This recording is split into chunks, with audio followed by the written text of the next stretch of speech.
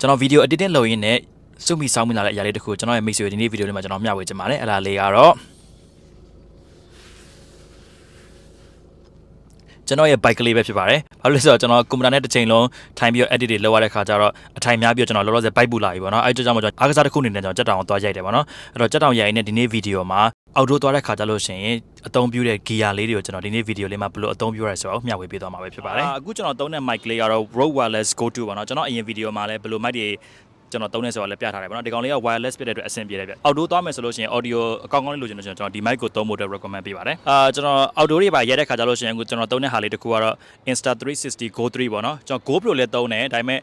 GoPro ကကျွန်တော်နည်းနည်းတိတ် color မကြိုက်ကြတော့ကျွန်တော်ဒီဟာလေးကိုပဲနောက်ပိုင်းသုံးပြတယ်ပေါ့နော်အခု Insta360 Go 3ကအဆင်ပြေဒီဟာလေးပါတယ်ပေါ့နော်သူဟာလေးကကျွန်တော်ဒါလေးကိုဒီလိုလေးလွှဲလိုက်မယ်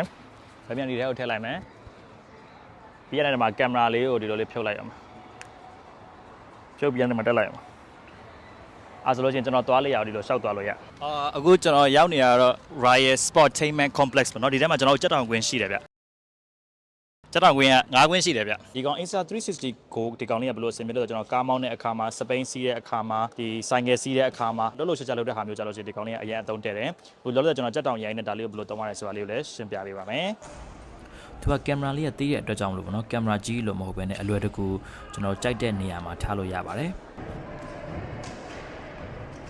ဒါဆိုလို့ရှိရင်ကျွန်တော်ကင်မရာကိုရေဘက်မှာချိတ်ထားတာပေါ့နော်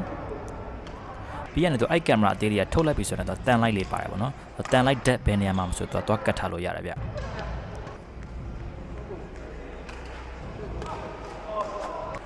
ဆိုအလွယ်တကူပဲဖြုတ်ပြရတယ်တန်လိုက်ရှင်းနေမှာအလွယ်တကူကတ်လို့ရမယ်ဆိုအရင်ဆင်ပြေတယ်ဗျ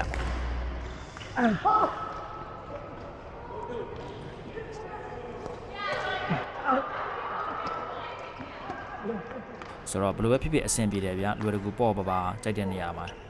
တန်လိုက်ရှိရနေမှာဘယ်နေရာမှာဆိုကပ်ပြီးရိုက်လို့ရတယ်တို့ကိုတက်ကတော့တော်တော်တပန်းတာတယ်ဗျ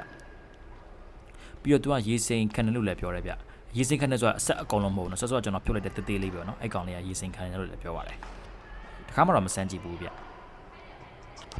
ဒီကင်မရာအသေးလေးကိုကန်ပြီးရတယ်အခုလိုရှောက်သွားလို့လည်းရတယ်သူက image stabilization ပါတဲ့အတွက်ကြောင့်မလို့ဒီဗီဒီယိုတွေကိုတုံတုံခါခါတော့တိတ်မဖြစ်စေဘူးဗျဒါဆိုလို့ရှိရင်အခုလိုကျွန်တော်ကြက်တောင်တွေမှာရိုက်တဲ့ခါမျိုးအပြင်သွားတဲ့ခါမျိုးကျရင်အခုလိုတန်လိုက်ရှိတဲ့နေရာမှာကတ်ထားပြီးတော့ကိုယ့်ကိုအေးဆေးရိုက်ထားလို့ရတယ်ဘယ်သူမှအခုညတောင်းစရာမလိုဘူးပေါ့နော်ပြီးရင်လည်းသူ့ရဲ့ကင်မရာလေးကတသေးလေးဆိုတော့အခုလိုဘေးမှာထောင်ထားတာပြီးတော့ရိုက်လို့လည်းရတယ်ပေါ့နော်ကျွန်တော်ကပေါ့နော်အခုလိုဒီ view တွေပါရိုက်တဲ့ခါမှာ movement တွေပါတဲ့ခါမျိုးကြလို့ရှိရင်တော့ကျွန်တော်ဒီ gimbal လေးသုံးတယ်ပေါ့နော်ဒီမှာကျွန်တော်နမူနာရိုက်ပြပေးမယ်အဲ့တော့ဒီလို gimbal လေးနဲ့သုံးတဲ့ခါကျတော့သူ့ရဲ့ဗီဒီယိုလေးကငြိမ်ငြိမ်လေးရှိတာပေါ့နော်လှုပ်လှုပ်ရှားရှားမဖြစ်တော့ဘူး gimbal နဲ့ဖုန်းနဲ့တွဲသုံးတာပေါ့နော်ဆိုတော့ကင်မရာအကြီးကြီးကြောတဲရလှုပ်ရှုပ်တယ်ဗျဒါလေးကတော့အဆင်ပြေတယ်ဒီမှာ microphone နဲ့တက်လို့ရဆိုတော့ okay တယ်ဗျပြီးတော့ဒီကောင်ကအခုလို stand နဲ့ပေါ့နော် selfie ထားပြီးတော့ကိုယ့်ဘက်ကိုရှောက်သွားလို့လည်းရတယ်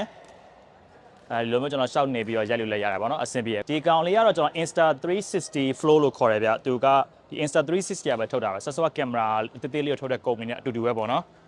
သူကဒီ AI feature tracking ပါတဲ့အတွက်ကိုကဘယ်လိုပဲသွားကိုမျက်နှာကိုသူ track လုပ်ပေးနေမှာပဲဖြစ်ပါတယ်အခုဒီမှာကျွန်တော်ရှောက်သွားနေတယ်လားဟုတ်တယ်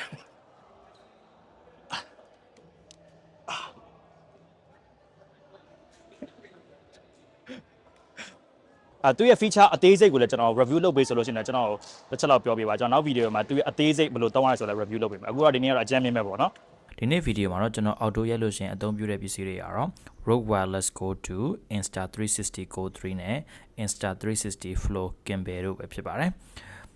နောက်ဆုံးကျွန်တော်အကြံပြုချင်တာကတော့ဗီဒီယိုတစ်ပုဒ်လုံးကို angle တစ်ခုကနေမဟုတ်ဘဲနဲ့ angle အမျိုးမျိုးကနေရိုက်ပြနိုင်လို့ရှိရင်ကိုယ့်ရဲ့ဗီဒီယိုတွေကကြည့်တဲ့သူတွေကိုပို့ပြီးတော့ဆွဲဆောင်မှုရှိစေမှာပဲဖြစ်ပါတယ်